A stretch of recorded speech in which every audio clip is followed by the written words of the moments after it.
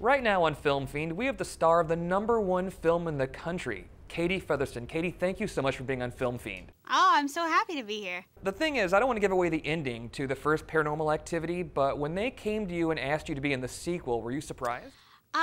Well, I had heard speculation that there might be a sequel, so I was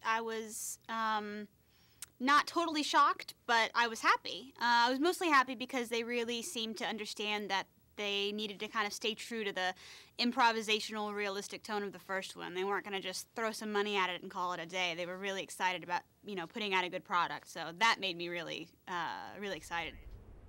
I figured that there had to be a little nervousness after Blair Witch 2 and everything that happened, with the disaster of that film.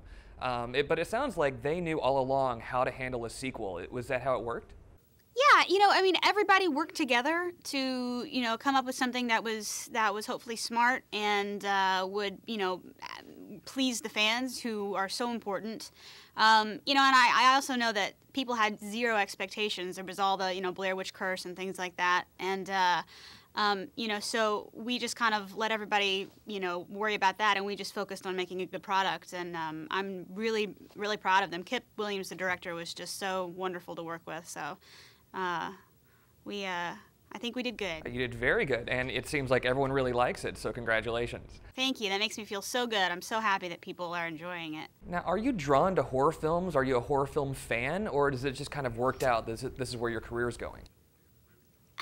Well, it just kind of worked out that way that I ended up in a horror film, but I do love scary movies. I love being scared. I always have. So, so it's definitely a really fun to be in a scary movie that's effective and that really gets to people. I love hearing people's stories about how scared they were when they were in the movie and when they went home. That's always a lot of fun.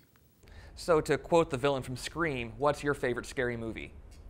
Oh, if I had to pick one, I guess Candyman. Was the scariest one growing up. Tony Todd, man, he was terrifying. Used to really, really get to me, and I'd force my best friend to watch it with me over and over, and it scared her even worse, so I feel bad about that. Still, are you scared to stand in front of the mirror and say Candyman 3 times? I've never done it. I won't do it. I know it's not real, but I won't do it. I don't know. Are we sure it's not real? Tony Todd just might show up at your house. I know. I saw him on, I think Chuck or something like that, and first I gave a little start. I was like, oh no. Okay, wait, no, he's just an actor, So. Is he? Is he really? Is it that's maybe people say the same thing about me? I don't know.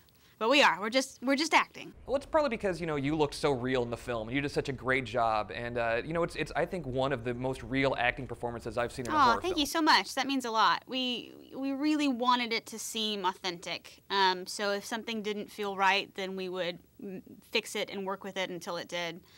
Because that was, I think, really important to all of us. I think it's, helps sell the movie, helps make it look like you're watching something you shouldn't be watching something that, wasn't intended really to be seen by the public. Exactly. Well, I hope everyone gets out this Halloween weekend and watches Paranormal Activity 2. Katie, thank you so much for joining us on Film Fiend. Thank you, Gary.